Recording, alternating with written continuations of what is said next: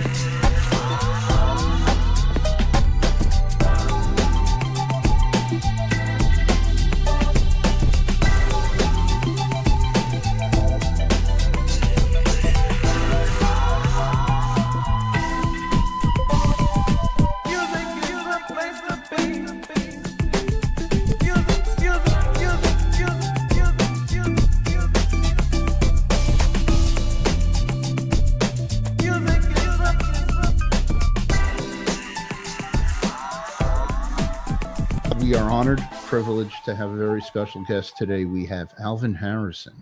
How you doing? And Alvin is a bass player. Yep. First. Inventor.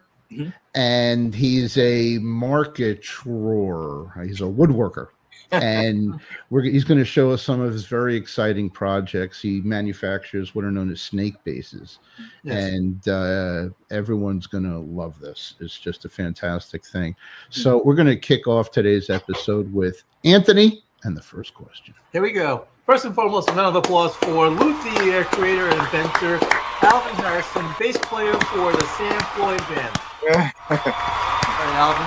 So, the first question always is did you choose the bass or did the bass choose you? Let me see. I think I chose bass. I think I chose bass because I was impressed with the sound, listening to other music, and I just sort of gravitated towards it, Okay. So what were you listening? So what were you listening to at the time when you first decided that you wanted to play bass or you enjoyed the sound of bass? What were you listening to? And how old were you? Wow. Oh my goodness. The only thing I can remember was when I was in a cast and everything, and that was some time back. That was I think it was after high school. Well, you say when you were in the cast, did you break something? Yeah, I was a ball player, Oh, cool. Stress fracture, Okay. And is it okay to say to school? Or? Yeah, good. Oh, I used to work for Western Branch High School, Okay. And that was, of course, years ago. I was in lawsuit. Yeah. Oh, that's all right. No, as you were saying, go ahead. Yeah. So I found that while I had time to be in the cast, I found I was listening to a lot of music, and then there was a while where different styles of music, thank goodness.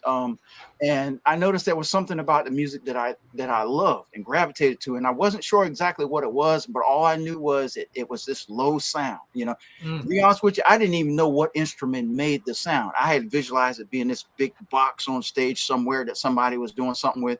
So I didn't even know what it was. I didn't even know what it looked like. And then when I saw that it was in a guitar form, I was, surprised. I was like, that's making that sound. That's making all of that, So that's just how out of it I was at the time, But it didn't matter. So from that point on, I fell in love with even the anything that looked like a Fender bass or something like that. That was the image. Oops. Greg and I are Fender DNA guys. No, we're Fender DNA guys. We promote it. We live it. We're not worthy. We're not worthy. Music Man, Ernie Ball, Fender. Cool. Yep, this is who we are. Yep, Okay.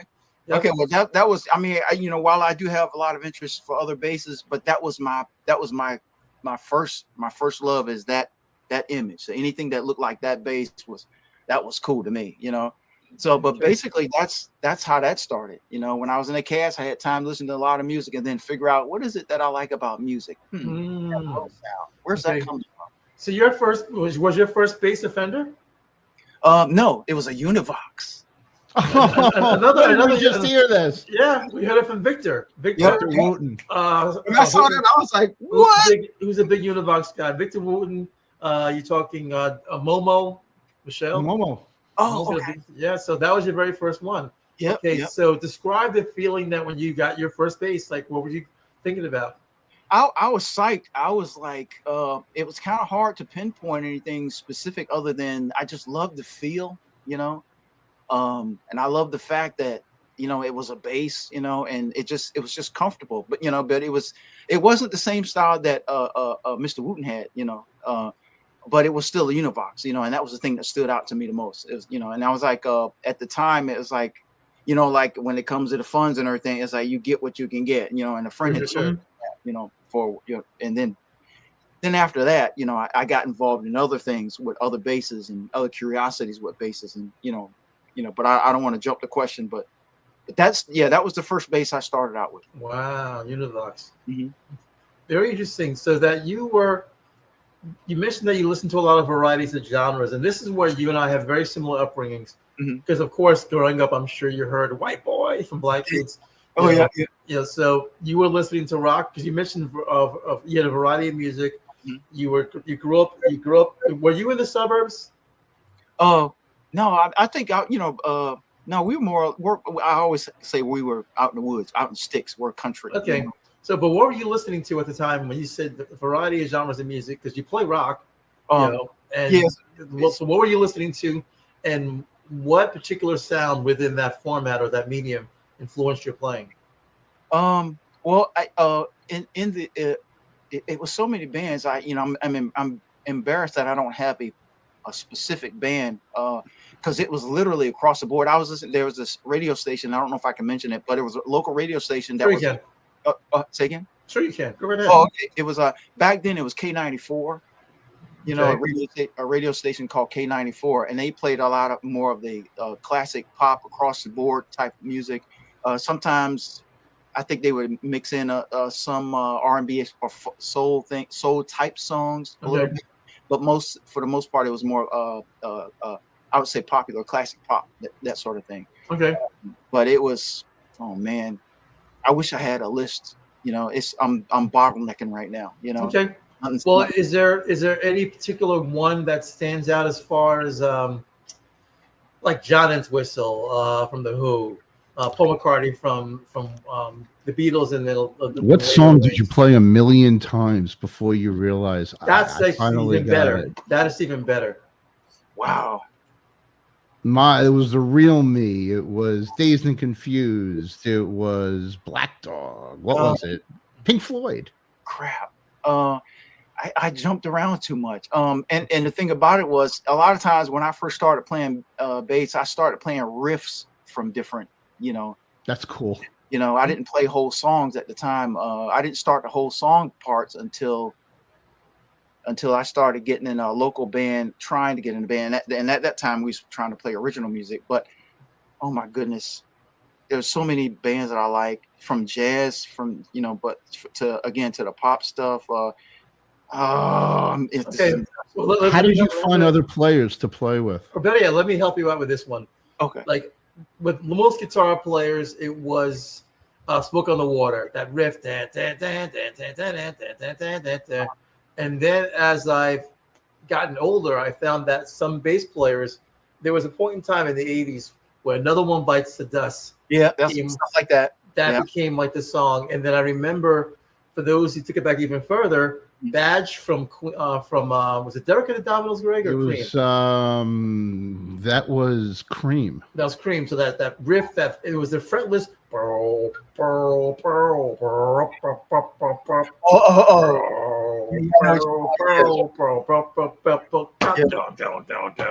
And then the vocal would start. So you don't have one thing. You have one thing in mind that you might have triggered you to say, I'm really enjoying not just the sound of the sound that's coming out of the speakers here or the amplifier, but the idea, the feel of playing it. I think that was probably more my thing than just the specific songs. I just like the fact that I could emulate most of the songs that I would take a crack at, you know? So I didn't really cement one particular style in, because I found that there were so many approaches that I like. I mean, even from the Beatles, you know. You know, and you know, it's like I'm proud to say that I did enjoy all of those songs, even the songs that people ostracize and blackball. Well, you know? It's funny you say that, because I'm gonna try and tie a couple things together. And the first one is that the electric bass allows you to enjoy and experience dozens of genres of music. Right, exactly. It doesn't matter what it is. And ironically, from the variable of instruments that you can choose, you can still identify with the sounds and recreate them. And the third part becomes when people ask you, and this was the answer I'd always give. They go like, "What's your favorite music to play?" And I'd be like, Diana Ross. And the Supremes, and they're going, well, what are you talking about? It's like, have you ever heard "Touch Me in the Morning"? It's like it's the whole Motown thing opened up different types of soul music, and it was the beginning of you know, then you learn that, well, Led Zeppelin was copying Motown, and a lot of other bands are trying to get that sound, but it was really Fender tone. It was flat wounds, it was Fender, it was backbeat, and how the backbeat with the bass drum and the bass just created something bigger than the other parts of the arrangement. So I hope that ties it together. Yeah, it does. I feel like that's ballparking it. That's where I was. I like how it felt. I like being what I felt like. Let me give a round of applause to our own Gregg Weiss. Oh, come on. I'm giving myself a round. Look, I got 40 years of pent up bass to talk about. So works for me. All right, you may continue. But no, I like that. I always felt like I like being the canvas to music presentation. I don't have to be the front person. In fact, one of the things that attract me, in addition to being a bass player, is I get to be the guy in the back, where I can do and feel as comfortable as I want at home, and nobody has to be gawking at me and all that. And I know it seems contrary to what it looks like, because I'm an artist that puts his art on stage along with all the rest of the stuff that I do, that I'm the guy in the back. Dude, you're grooving. I've seen some of your videos. You're grooving when you play.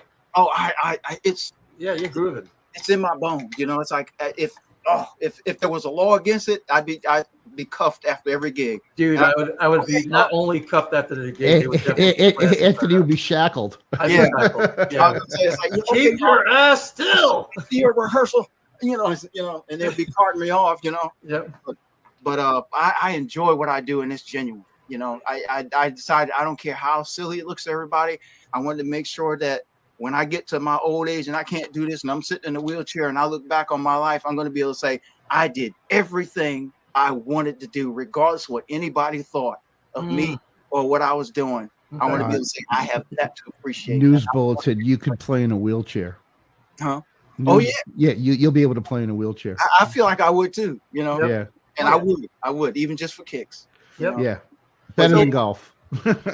So now let's take it back to, you got your Univox was your first one. What amplifier were you playing through, and what was your second bass? What did I have? It wasn't anything fancy at the time, because it was real. It was more like a practice amp, I think. I can't even remember what it was. Was it the Fender Champ? Was it a PV? Could have been a Univox. Could have been a Univox. Oh, it was that's right. It was an old Univox. Gregg, Gregg's hitting home runs today. Yeah, I'm highly intuitive when it comes to bass playing. that's cool because I didn't even think about it. I don't think I ever thought about it. The first time I saw a Univox, I didn't know if I'm going to mention a name that I haven't thought of or spoken of, but there was a kid who lived near me, Tommy Ramsey, and he had a Univox guitar, and I thought it was like one of the most incredible, unique things at the time. And I'm like, well, what's he playing through? And it was a Univox amp, and I'm like, like who knew? Like, it's all opening up, but like. Some things just stick in your mind, and Univox made those. It was almost like a Sears amp. Yeah, exactly. Yeah. Wow. Yeah, because when I went in it and saw that, it was just like a speaker and a little thing in the back, and I'm like, is that all that's in here? It's like, Yeah. It gave me what I wanted for what it was. And there wasn't a lot of technology to get booming bass. Right. No, there wasn't. Back then there was not a lot of technology. Yep. If anything, a lot of the times the speakers sounded like a small speaker of the Volkswagen, like a Volkswagen Beetle. Yeah. Yeah. So everything's like, it's like you were almost playing like the bass tuba whenever you played one of those amplifiers. Yeah. But the signal was stronger than the capability. You don't know that at the time. And your bass is hot and your amp is not. So But I also think at the time they were just figuring it out. Like Leo definitely did a great job at figuring out the tool. Actual instrument, the tool itself. Yeah. But the method of delivery as far as the amplification goes, that was years down the road. Yeah. Before they get that right. So that's definitely cool in that way. Wow. So we had specialists that got involved in all that kind of stuff, It was the Army, it was the Navy, it was Air Force. All these, they got involved in that. That made it quality this and quality that and reliable this and reliable that. So it's like, it got to be quite a science after a while, Absolutely. So, kick back to the music industry. So all tubes. They had to do something with all the tubes. Yes. That was that's right. That was the beginning of the tube band. Solid state didn't come first. It was tubes that came first. Oh yeah. Man. Very much so. Yeah. Well, let's talk about your love and desire for the music, and then when did you join your first band? How old were you? I was let me see. I was out of high school. Wow. When did I get in bass? Was it? I think it was I'm trying to see if it was when I went to Norfolk State. Out of high school, and after that was a friend's band. It was a local band that we were trying to get together, but we couldn't find enough people dedicated in the area to want to commit to really playing. Everybody was hacks, and they had other alternative motives for being in a band, and they weren't really into a band. But then there was a few people that was always in other bands that we was wishing that we played with, or I wish that I played with, because they were like upper crust, Yeah, but isn't that how it always is when you go out and you see these guys and go, man, that's a great drummer, man, that's a great guitar player. Yeah. Were you going out a lot? Were you following and supporting bands? No, I didn't get around that much, and even I still consider myself pretty much a homebody, doing stuff like this, Oh, I understand. Yeah, so that's what helps keep me out of trouble. I was never a street corner guy, I would always say that my friends, that if you wanted to catch me, if they wanted to bomb me, all you had to do was find my studio, or find where I'm in the art, and chances are you're going to get me, Okay. So well, look, you're in your 60s. It's never too late to start now. Yeah. Hang on. I'm only kidding. I would never promote that crap. No, sorry. I still see bands once in a blue moon. I'll go out and check somebody out, but I was never, like gregarious about getting out and seeing. Once I caught the bug, and I had friends that were in a very popular band, and the band I joined was a spin-off of that band. There was a lot of support to go see the band that was playing 2-3 nights a week, and they would allow me to go on stage, and it was how I kind of made your bones and get a little known. and it got contagious where I started seeing bands, because where we live or lived, there used to be 15, 20 places to see live music within a 10-mile zone. Oh, I'm like Nashville.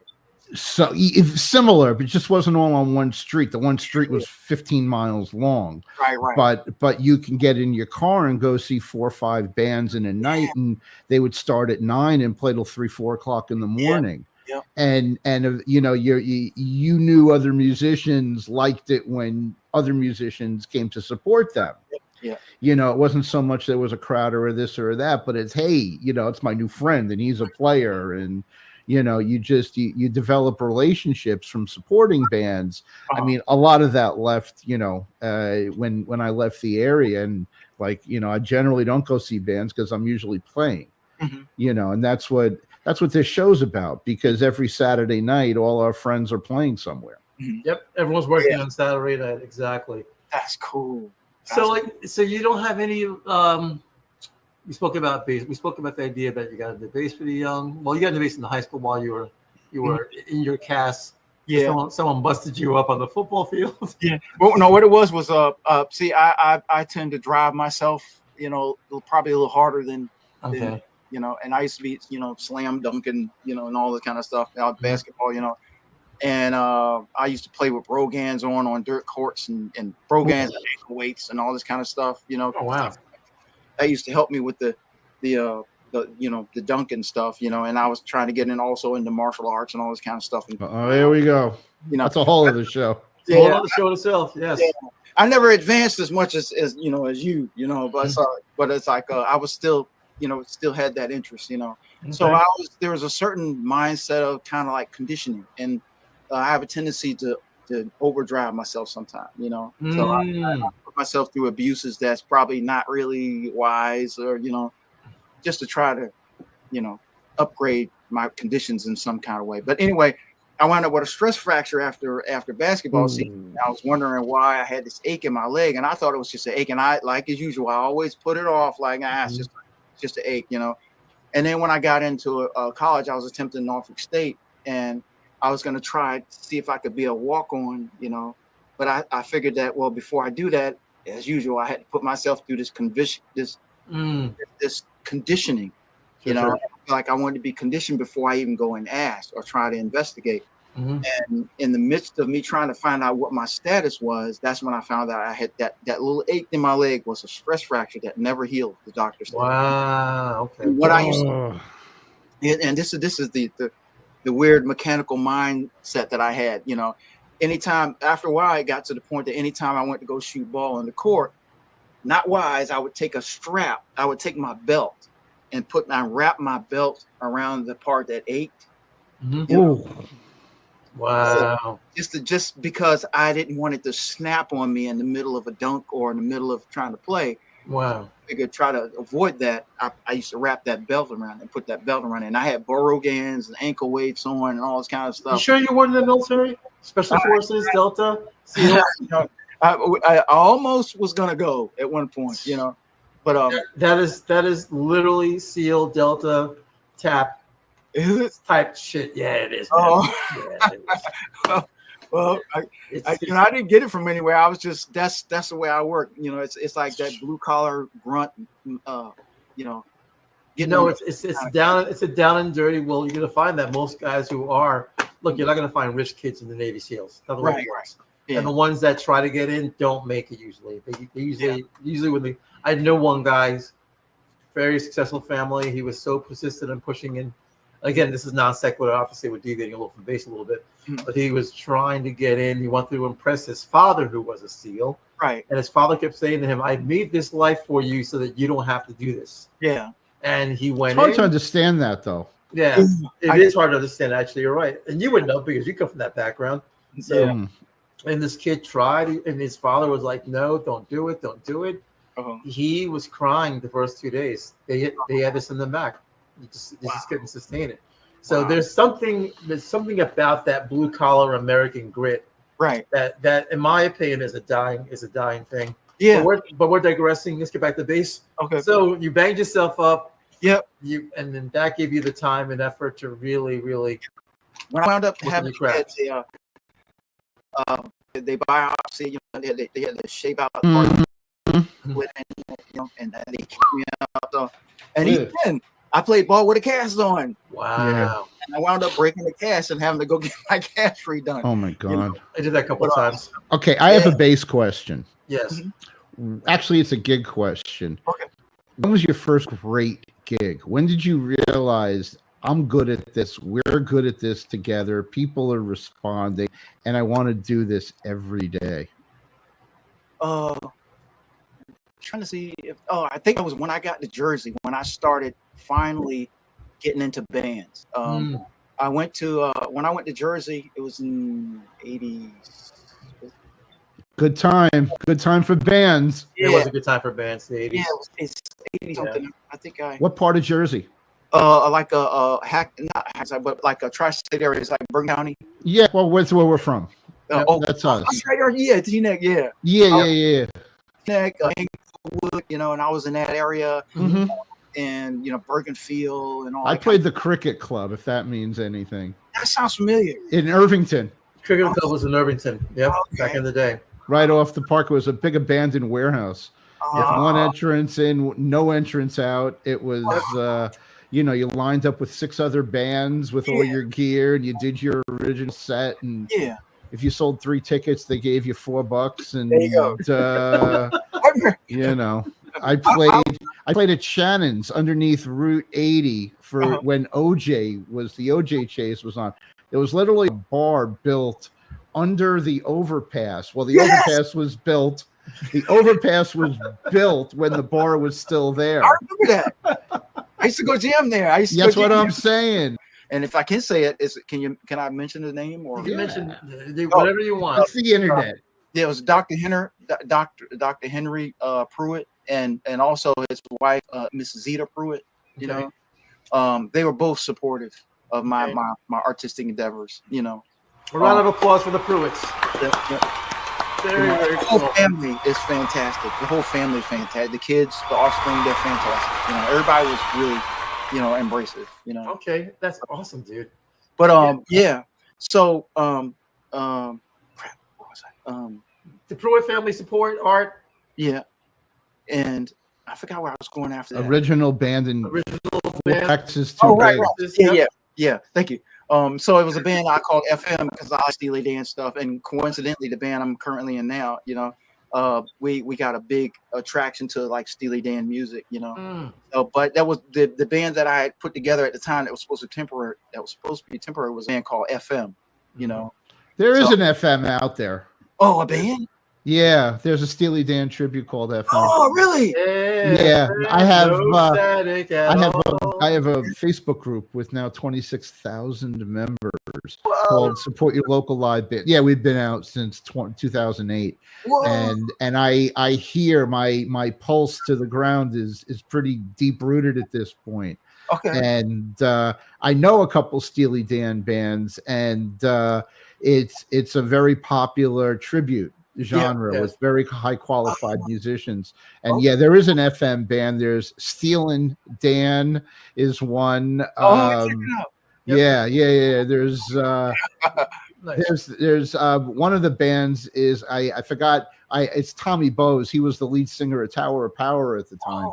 And when he left the band, he has a Sir Duke Stevie Wonder tribute. Whoa. And then I think he's the Steelin' Dan is the name of the band, and they copy, all the great hits of Steelin' Dan. But yeah, it's a very good choice to be in a tribute band today. All right, so I want you to go back to your Steely Dan process. FM. Yes. So technically, so that's all that was supposed to be. But the guys wound up when I went to go try to dissolve the band. The guys didn't want me to dissolve it. So.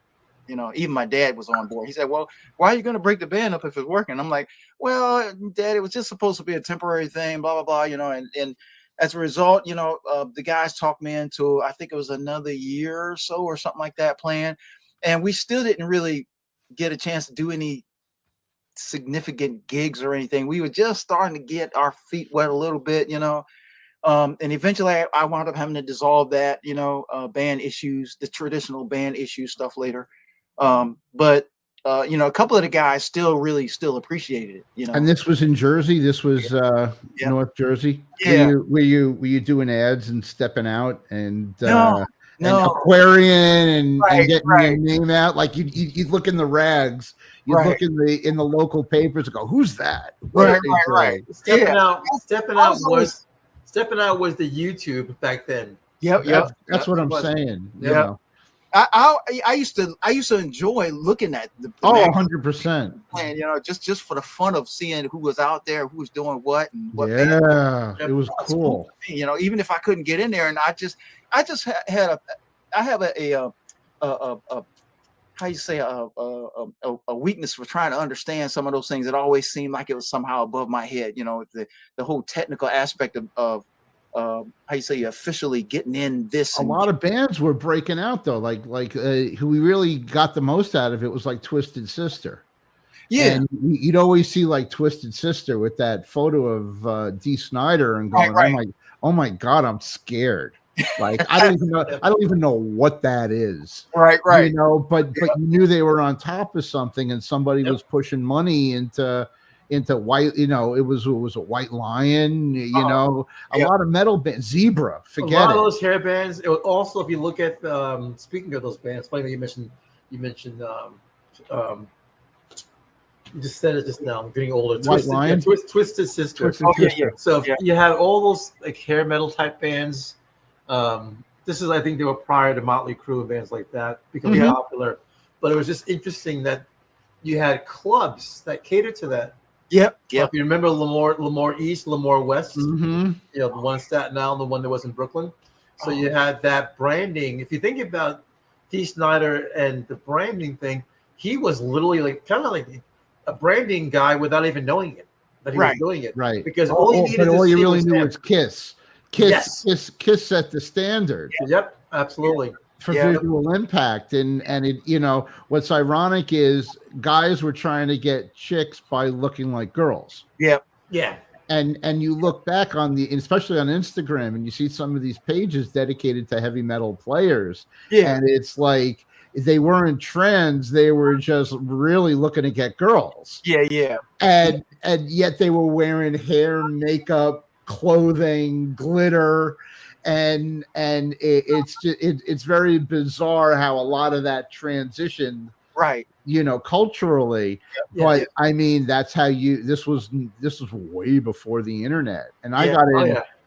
Like you had to have mailing lists and people, and you were doing postcards and you were buying metered stamps, and you were handing out flyers. Yeah, exactly. Sticking flyers in music stores and any of your local supermarkets. Yeah, and then you had to sell tickets. Yeah, sell tickets. I hated that. Yeah, of course you hated it. You were playing for free. You're paying for free if you don't sell tickets. You were paying to play, actually. That was it. That was to get stage time.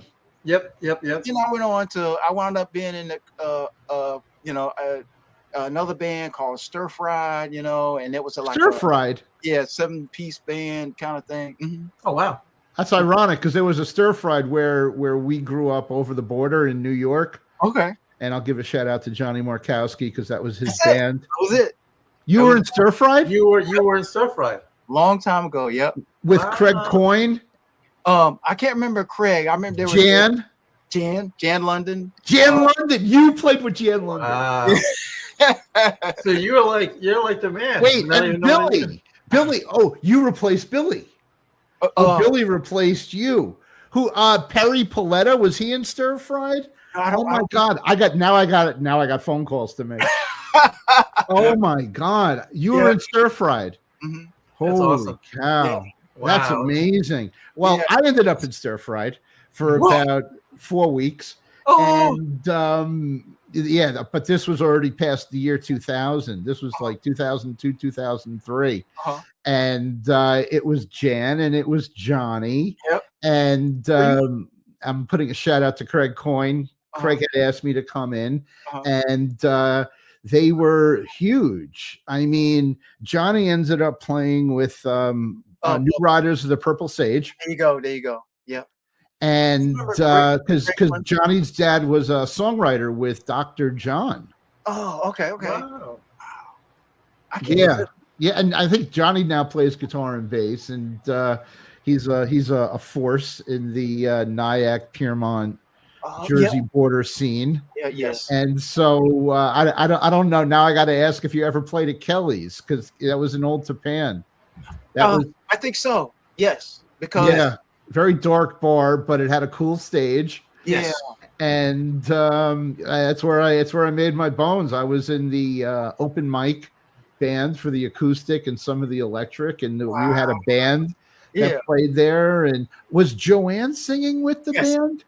yes. And there Well, was there you go, Anthony. Full circle.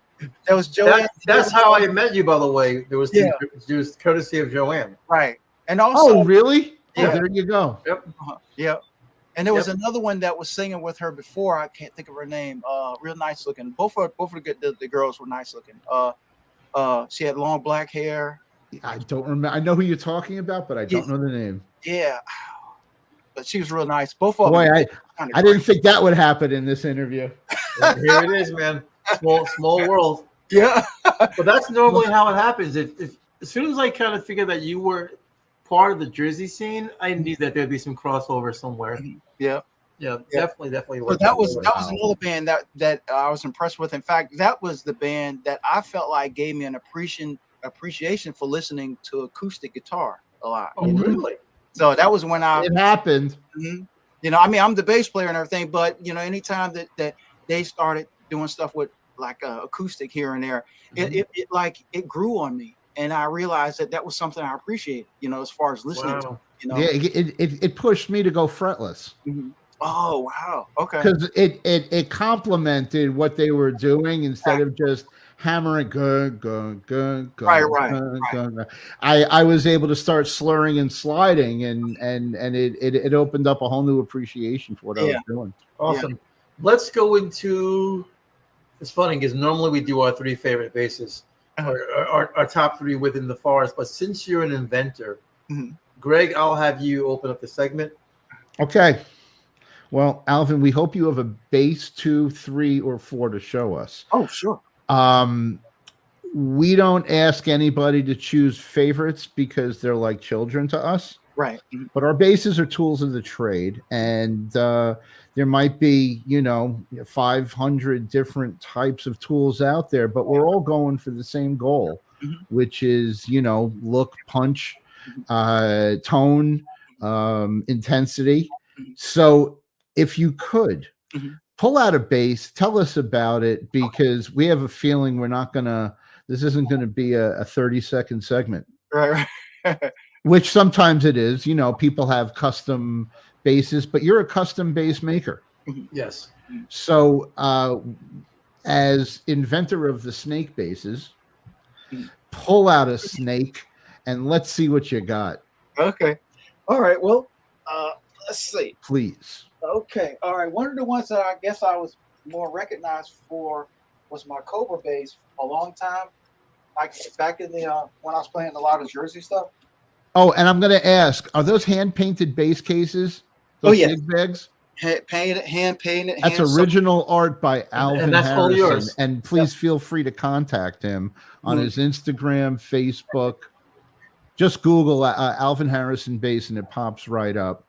And if you're looking for something unique and different, he's got it. Okay, let's see the bass. All right, oh my God. That is incredible. That is incredible. Yep. I'm trying to see if I can give you a good. Oh yeah. That's doing it. Wow. Where are the tuning pegs? Oh, like a Steinberg. Okay, okay. There we go. Oh, but I still might even change these up a little bit, But you look at this from the original creation, it's still different, very different. This thing has been I've modified this several times. This has taken a beating and modifications, and there's even a company in China that stole part of my design. Wow. And it was like when I was first told about it, I was thinking I was kind of blowing it off, and I said, "Oh, they probably just made something similar," but no, this part here, they copied it like that. Wow. You know, they weren't just inspired by it; they copied it. And I'm That's like, what unfortunately, kinda what it's they hard. do. Yeah, It's that's what hard to everybody- track that down. yeah. Yep. That's what everybody was telling me. They were saying, dude, they do that all the time. But I said, well, I thought they would only do that to big, famous, rich people, you know. Oh and no. Yeah. it's not the little Well, guy, you know. First of all, they admire your effort. Yeah, And Yes. second of all, they got machinery that can copy anything and That's make a million of Yeah. them. and that's what I saw. Talk about the fretboard. Talk about the fretboard and what you have as far as the inlays. Now, this one here doesn't have the inlays, but I made it look like it. The thing that makes it look like inlay is the wood burn edge, Oh. you know. How many that's- frets are on that?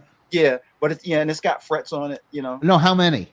Oh, this is what is it? I think it's 22, 24? 24. I usually like to go 24. Two octaves. Nice. So so That's La incredible. La Mujer. And that's I two see different that. Yes. Oh, hit it. and that's two different types of wood on the neck. Yeah, this is it's a traditional maple neck, you know, but I did some The other fretboard. experimental stuff, you know. So it's maple neck, and this was a maple body, you know. Now this started off being a bolt-on, but eventually because It even looks good from the back. Damn. yeah, oh yeah, Wow. you know, yeah, you know, I wanted to be Exquisite. the whole Yes. 3D thing, you know. Okay. Oh, I got some funny stories about my snake-based stuff, you know, but you Okay. know, even stuff like that, you know. Look at that. Wow. That's serious, dude. Yeah, you're gonna take some high res pictures and we're gonna put them up. Yes, please. African village. Thank you. You know, That's incredible. thank you. Dude. What a that's- testament. That is nuts. I love this kind of stuff, you know. That's one of them, but this is the one I was more, I guess, recognized for when I was in Jersey a lot more, you know. It's my Cobra bases, you know. And then of Okay. course my other bass, you know, I have my rattlesnake bass, you know, and these were automated. Now this one is like I gotta change the battery. This one has it, you know, that, you know, Look at that. it's like, And that's all handwork. yeah. I Wow. like robotics, so I figured that you know, Look at that. What kind of electronics do you prefer? it's a mix. I was experimenting with some little Bartolinis here and there, but these are just it's like this is a Bartolini, Mm-hmm. you know, but the I rest got of one of those. yeah, I like that sound, you know, but I Yeah. also like the whole, you know, what you call 'em? Stack. Well, it's also the traditional P bass look. yeah, you know, Yep. you know, so I like that, you know, but you know, I tend to experiment with different, you know, different pickups, you know. The action looks really low. Look at the back of that. Look at the Oh, back of the shit. neck. Holy crap. Yeah, I wanted it to look as legit as I could make it, you know. Well, that's a little beyond legit. That's way past just legit. You know, And I love how you have the nice you have the little headstock action. with the tuning action, and the action looks really low. The action looks low. yeah, I like fast, you know, that fast feel. You know, Uh-huh. a lot of the slap stuff, you know. I mean, with you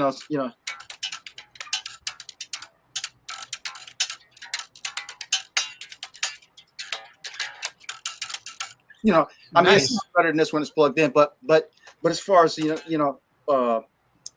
feel, you know, that's why I like messing with different basses. Now, this one I made it a flat radius on purpose, Hmm. Okay. very flat radius. You know, I mean, this Wow. is against the law for bass. You know, No, guess, that's true. you know, Yep. but Flat radius ends up like in a lot of heavy metal basses. yeah. Yes, absolutely. So I figure I experiment with that as well as making the radius necks. My other necks are more tend to be more radius because it's a lot more traditional, and I feel like it's more user friendly. Mhm. You know, but I again for different purposes. And the other ones that I call myself trying to make a bass. Oh, this is what I call my church bass. You know. I did this because the story, like I said, I got all kinds of stories about my basses and stuff. Oh, look at But that. this was supposed That's to be gorgeous. my church bass, my worship bass, you know, Okay. Look at That is that. you know, and this was my first neck through bass. okay. True. Yes, I was going to ask you about the neck through the back. Wait, do me a favor before you Oh yeah, my go there first. Okay, you can go there. Okay. I like how you did. Look at that. That's incredible. Mhm. Yep. That is make- incredible. Yeah, make sure the bass is in full frame. I'll make sure the bottom of the bass is in full frame. Okay, now bring it up again. Okay. Oh, Yeah. like Right now we're doing Closer. bass horn. Bring it closer. Yeah, come close. Look at that. Whoa. Holy Wow. crap, dude. like Yeah, you're gonna have to send us some high res photographs so we can put this on air. Yeah. Yeah, look at that. We're going to start a whole discussion page on these things. Oh my god, look at that. I mean, that's incredible. No, dude. as one of our previous guests, Gene Torres, put into our heads, you need more ink. Yes, you definitely need more ink. Yeah, look at that. You definitely need more ink. That's incredible. Yep. And show, This show more of the body for the front. Okay, now what kind of a pickup is that? This is what was this? Crap, I gotta remember now. Oh, this is a PV pickup. This was a pickup that I took. See, Look like at that. Wow. when you're broke, you know, when you're broke, Yeah, the T40. Wow. you know, and this is also a go-to bass because it's got a bright sound. It's like it's not as bottomy, you know, Uh-huh. but it's got a brighter sound, you know, so that I can articulate, you know, quite a bit with this one, you know. Wow. I can get it up. I can get my crisp sounds and everything like that, you know. Hmm. But I use this a lot too, you know. Nice. Now does this have a low radius as well as far as the And this one's got a slight radius. This is probably I think this might be 7-8 radius or something like that. okay. You know, somewhere I think I made it in that range, something like 7 or 8. You know, Wow. as far as the radius, you know. So it's like a slight bump, you know. Okay. Slight bump. Yeah, Yes. you What know. kind of strings you like? The rotor sounds. These are not on the Is that on everything? yeah. I use 35 to 90s rotor Okay. sound. Wow. Wow. That's unique. Yeah. Yep. How do you find 35s? Is that in a standard set or you get them special ordered? Usually I wound up having to get them ordered. You know, my girlfriend, I would ask her to order them for me. I would, you know, get her to, you know, Because that's an unusual weight for It is for- unusual weight, It's 35. a Yes. very extra light string. Yes. Yeah. real light. I mean, for bony fingers. You're you know. you're bordering on doing the E string on the guitar. Well, it would be part of a 5-string set Yeah, yeah. if the 5 was light, or even a 6-string set. Yeah. Yep. Oh, okay. Yep. I haven't made a 5 yet, but you know. Oh, now if I don't know if I should do this or not. Show me Right. whatever you got. No, Right. this is a show. Okay. This is the time that you speak. This Absolutely. was supposed to be my attempt at being more normal, actually. You know. Wait a minute. Huh. And I don't do normal very well. You know. No, you don't. Listen, I find that when I try to be normal, it goes south. You know, Mhm. and next thing you know, it's an extravaganza. You know? And I'm like, okay, let me see. This was my. Sorry, I'm pulling away from the camera. No, Yes, because okay. what I'm checking out, I'm a backgrounds person, is I'm looking at the intense artwork that are on these gig bags. Oh, thank Yep. you. And there was an artist, because I was looking through your Instagram, I think it was Earl Barnes. Uh-huh. And Earl Barnes was the artist attributed to the Good Times painting. Oh, right. Yeah, that's right. Let's do that. And I noticed that in some of your earlier paintings, Yep. that you were inspired Absolutely. by the expression. Now, Yep. I just this popped on my phone. The Earl Barnes Good Times original painting was just sold at auction. Yeah. And I don't know if you know what the value of that painting was. I never remember, but I knew it was up there. $15.8 million. Whoa. Whoa.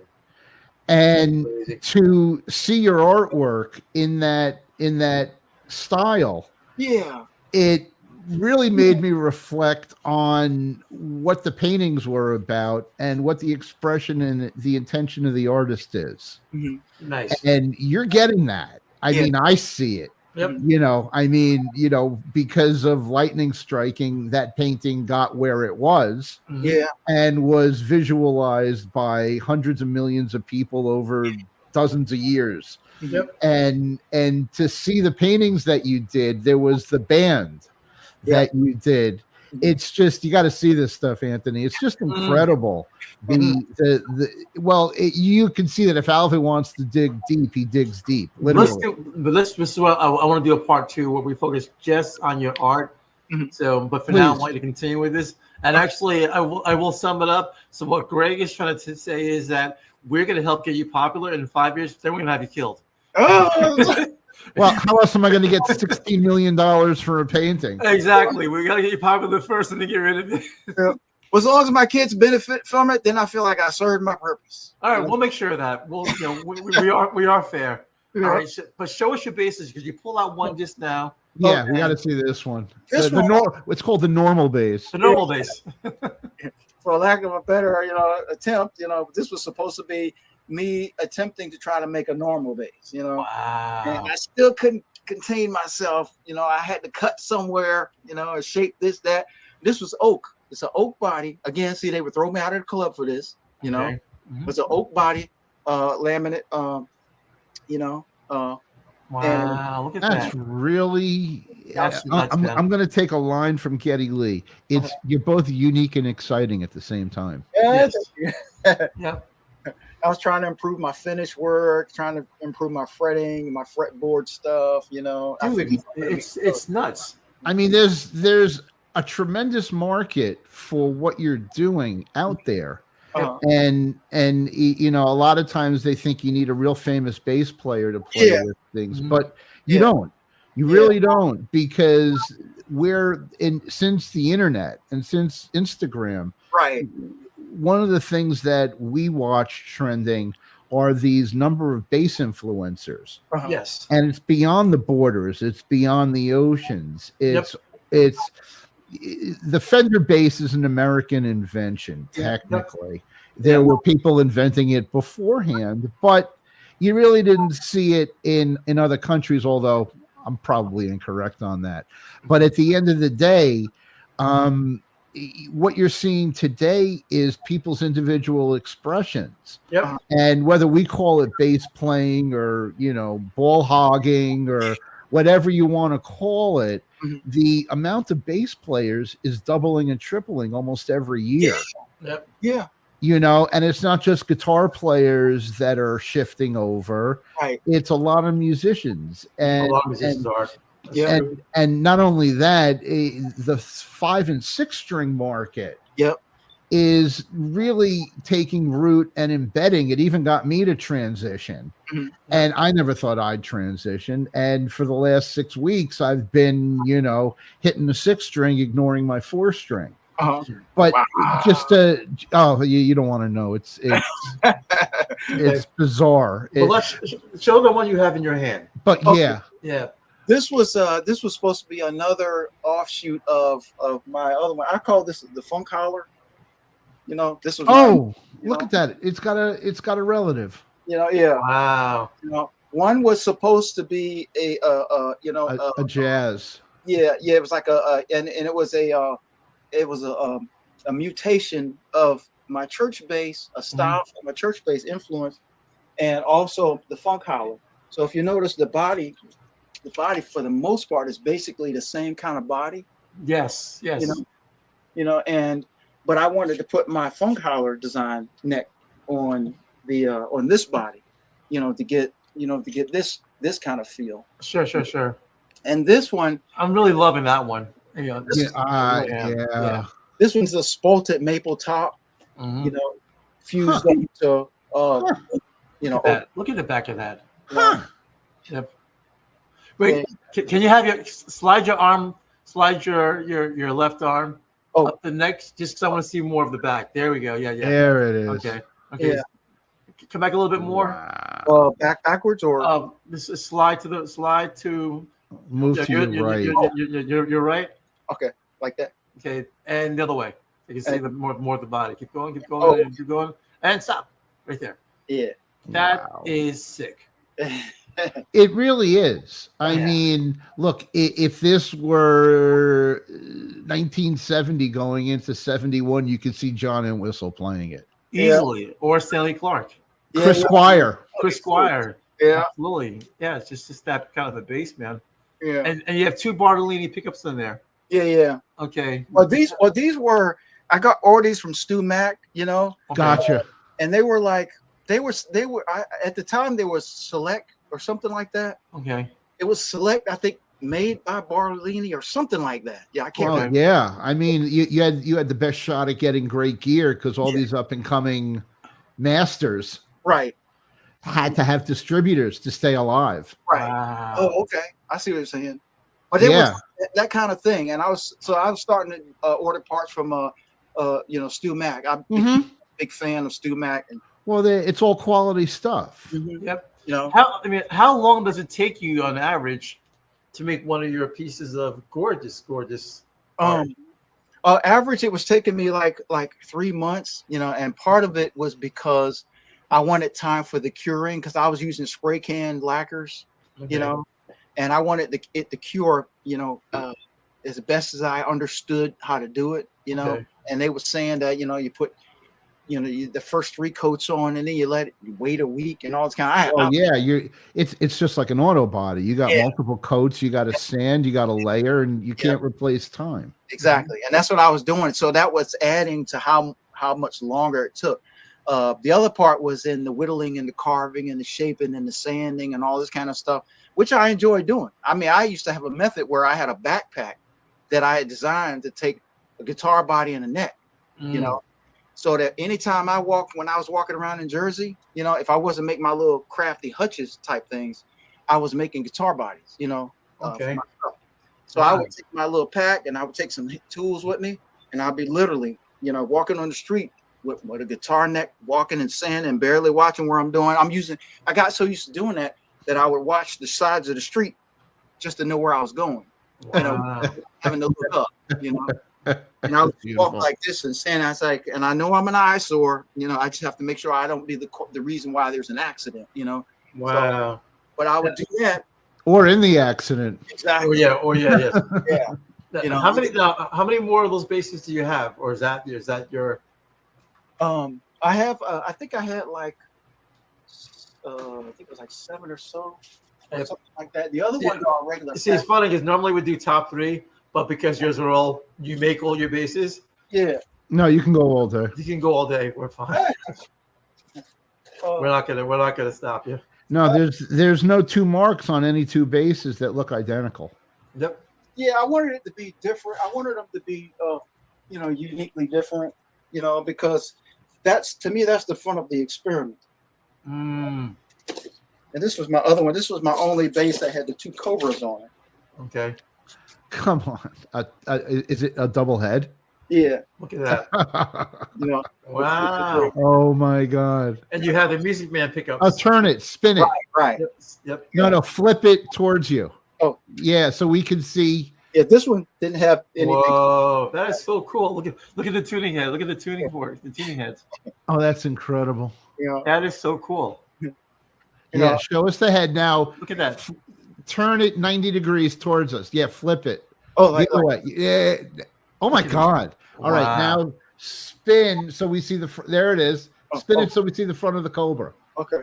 That's it. That's nuts. It's all 3-dimensional and the camera doesn't really catch all. There it is. That's the shot. Look at that. And you have, am I correct to assume that the bridge is on the neck? Yeah. Holy shit, dude. Excuse me? The bridge is on the neck. Look at that. Is that how Steinbergers work? Yeah. No, Steinbergers go in the opposite direction. Right. Steinbergers is something like this. Yes. But I got it so that it's almost a concept, and instead of it being a traditional Steinberg bridge, I decided to go ahead and do it this way so that I could still use any strings I wanted and stop and not be limited to the Steinberg. So I also noticed that you have the bridge on there as well. So it's kind of cool. So there's the bridge on the neck. Yeah. And then you have another bridge. Because that's where the tuning heads are. Yeah. On the back and the bottom. Wow. Yeah, you see that? Very so it's not so much upside down and backwards. It's actually fully functional. Yeah.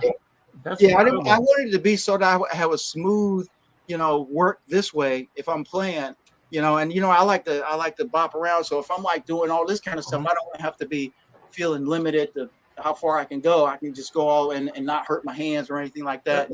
So I wanted all of this to be smooth, and also not the tuning pegs. Not. I would be so afraid to hit that headstock because I jump around all the time. Anthony would stab somebody with that. Yeah, I might kill someone. Yeah. Oh, I have broken a headstock before. And that was with my other one. It actually fell off the stand one time at a gig. Yeah. And it fell pop. And you must have cried. I would have cried. That was me. Yeah. It was like, well, what it was like when I got home with it and realized that it was actually broke. I was like, oh crap. I didn't realize it actually broke it because it didn't fall off at the gig. Okay. But, kind of separated. Yeah.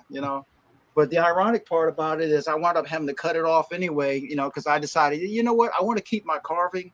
So I'll just take this and graft this onto another neck that I'll make, So I wound up making another neck and I wound up grafting that carving onto the top of that neck and then installing it in the base, Okay. Well, ironically, what you're talking about is a very common flaw on Gibson Les Pauls. Yeah. Oh, okay. Gibson Les Pauls, the headstock always seems to break. Yeah. Yep. At some point in a career, and fixing it actually reinforces it better than when it was original. Yeah. Yeah. It doesn't actually diminish the value. Oh, okay. Cool. Okay. Yeah, it is cool. Because I would have been concerned about that too. It's like, well, no, the fix actually strengthens where it broke from where it was not broken. Yeah. All right, so I'm going to give you a round of applause on your gorgeous instruments. Oh, thank you for showing them to us. I mean, that was absolutely incredible. Thank you so much. We will have to do a part 2 on this. Okay. Seriously, you got to show us the style because right now I have 1,000 questions. And I don't have a lot of hours of the day because I still have a career, so I have to cater to that. But I want to, and I'm saying this seriously. I want to do this. I want to book you as soon as possible. Like I want to send you another email saying, like once we're off, I'll send you a couple of AI clips. We both know luthiers. Mm-hmm. It's just that it's different when you actually meet someone who plays the instrument on a regular basis, who's out there. Yeah, you may not be a high level name, but you got high level shit. Oh, thank you. You really, really do. Thank you. And I'm looking at my logo, going, I see that on that bass. Mm-hmm. I see that being made into a bass. Well, it's not on; it would be in. It would be in. Yes. Oh, yeah. Absolutely. Yep. Yeah. And that's really, really badass. I mean, he has the hand, so I'd be pretty confident to say that he can get a facial feature 3D into that wood. Yeah. Yeah. Wow. Yeah, we're gonna push you, bro. Yeah, we're gonna push you. That's awesome. Like I'm really comfortable in this, in this environment. But guess what? Case for bass, don't go there. Yeah. Yeah. I mean, look, I can't speak for Gregg, but I'm speechless. I'm looking at yourself, going, "Oh my god!" And you pull another one out. Oh my god! And you pull another one. I'm like, "Oh my god!" And then you spin it to the back. And I go, "Oh my god! Look at this!" And then you show the back of the headstock. And then you show the Cobra at the front. Yeah. And then you pull out your normal basses. I'm like, normal? What the hell? What's normal about this? Yeah. They're absolutely stunning. Oh, I did have one more. Wait a minute. There we go. I'm sorry. We thought this show was going to end. Okay. Wait a minute. Hold on. I forgot all about this one. Oh, and Alvin, one last thing. In Anthony's brand picture, there is a snake. Oh, okay. Yeah. That's right. Yep. Yeah. So we're not, pushing you to new extremes, just different ones. Look at that one. Oh, look at that, dude! That thing screams Bootsy Collins. It does. It's so funny. I was thinking the exact same thing, dude. This was when I was referring to this one as my rock bass. Wow. Yeah. And this one also has a Cobra. The battery's dead, but the tongue comes out. Wow. Okay. The tongue comes out, but the battery's dead. Wait. You wired it so that the tongue comes out of the Cobra? Yeah. Dude, that is extremely cool. Yes. And before, the LEDs used to work too. The eyes used to come on. Show more of the body. More of the body of the frame. There we go. Whoa. Look at that, man. Broken. Is that a ram in the back? Yeah. Dude, that is sick. That was I carved that out of mahogany. When I first started making basses, that was one of the first basses as far as that design that I was starting experimenting with. It's oh my god! Look at that, dude. Now, are you sure Bobby Devlin has never bought any of your basses? Not that I know of. Okay, well, No, I got. Yeah, look at that. I think he's bought a bass from everybody who ever built a bass. Look at that back. Look at the back of that. That is intense. Oh my God. You know, that's That right. is intense. And you said what, like 10 days to make that thing? I wish. 10 days. Yeah. Makes it in 15 minutes. What, you just don't push a button? Yeah. Wow. That is very unique. I mean, it's breathtaking. It's incredible. It is. It I is. I love making my basses. I miss making them. I want to try to get myself back in the shop, but I got so many irons in the fire all the time. I mean, I was trying to do a lot of the promoting for the band. I make my design flyers and I edit videos, and I was, at least I was doing that at one point, and trying to, contribute to the promotional stuff, but I've pulled back since then. But and I also like to salute my girl, which she's kind of bashful about being honored for the work that she does, but I think her work is impeccable that she's done as far as her contribution to the band and everything. And I salute her for. Well, let me tell you something. The bass player tends to be the one, Mm-hmm. at least in a lot of bands that I know, Mm-hmm. like the bass player, like in the band that kicked me out. The joke was with the guitar player who I'm still cool with. Mm-hmm. He's like, Anthony, when we threw you out of the band. Uh-huh. Not we, but the other two guys voted me out because Right. we lost the caterer, we lost the promoter, we lost the website designer, we lost the chauffeur, we Mm-hmm. lost the guy that when the singer had an issue because he dressed very trans. People would stay away from him because of me. So that was because of security, I guess. We lost a producer in the studio. Oh, so wow. it was like all the stuff. A co-writer. I wrote a lot of the new songs. Man. So we as bass players, we're just not the old school bass players. These days we add a lot of value. So outside of that, so we're like we're the underdogs, but we're not they make jokes about us. Well, we're the silent support. There you go. Yep. And I don't mind being the guy in the back. I mean, contrary to what it looks like, I still like to be the guy in the back. Yeah, man. No, I hear you, but what happens sometimes is the front doesn't lead, and if you don't start looking flashy and start moving and riffing over everybody, you don't get that. You have to create that attention in order to wake people up. Right. I always thought it fun. I mean, I feel like the advantage for me is that I love what I do so much that I can't hold it back. So even if I was in the back door, oh boy, it's like I got attention that I wasn't expecting to get. I thought I was, protected by the front line or whoever the star person was. I used to be in a duo where at one point I wanted to be in the back, but my partner, the phenomenal singer, female vocalist, I could tell she was uncomfortable with me being in the back, so I had to go up in the front with her. Well, when you're a duo, you can't be who's it? Bill Wyman from the Rolling Stones, and then have Mick Jagger up front. Right. Just, you can't do that because it doesn't work. Like it doesn't. But the contrast does. Yes. The contrast does. Oil definitely needs water, even though they don't mix. Right. Yeah.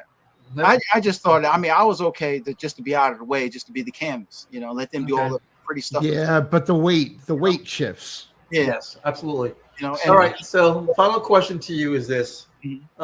What would you want to tell someone? Because you're not just a bass player, you're now the Renaissance man. Like, what would you tell someone who wanted to get involved in doing this, playing bass, but you're also talking about the custom luthier guitar part as well? Like, what would you say to someone? Like, what kind of advice would you give to them?